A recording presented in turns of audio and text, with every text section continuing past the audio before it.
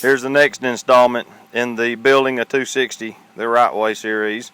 What we got here is the 260. I've got it mounted in my alignment jig because I had to surface grind the recoil lug. There's pictures coming on that.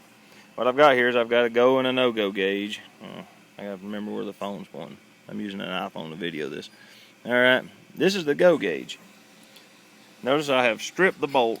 There's no, let's see if I can get it to focus on it. There's no ejector and there's no extractor. That way I get true readings off of the face of the bolt. I've got just enough of the bolt put together that I can actually work it and get head space readings off the bolt head. Alright, so here we go. We put the go gauge in, the bolt handle drops without issue. Alright, fits.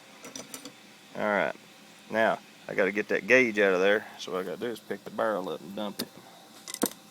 Alright, there's the go gauge out. Alright, now we get the no-go gauge, the one that it ain't supposed to close on. That's this one. We should put it up in the chamber, and if you drop the handle, it don't go down. It won't close on the no-go. So that tells me right there that this barrel was head spaceable. So this gun will be, I've done trued the recoil lug because it was way out of true.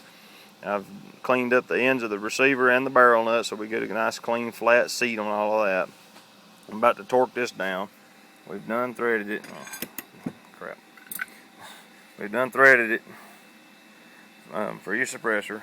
So it's coming back along. I've also removed all the paint that was underneath the scope rail because when I took the scope rail off, that paint had collapsed and smeared and it was acting as a soft shim and it was moving around. So when we, if you're going to paint it again, this apparently was Krylon because it's coming off just with, as you can see, I can rub it off with my fingernail without even trying. It's not got any kind of real bite.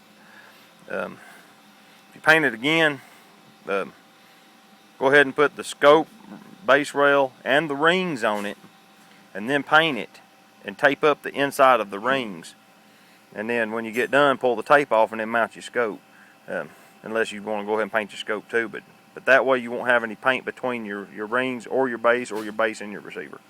But yeah, I'm about to align it with these alignment screws, torque the receiver, and start basically reassembling the gun.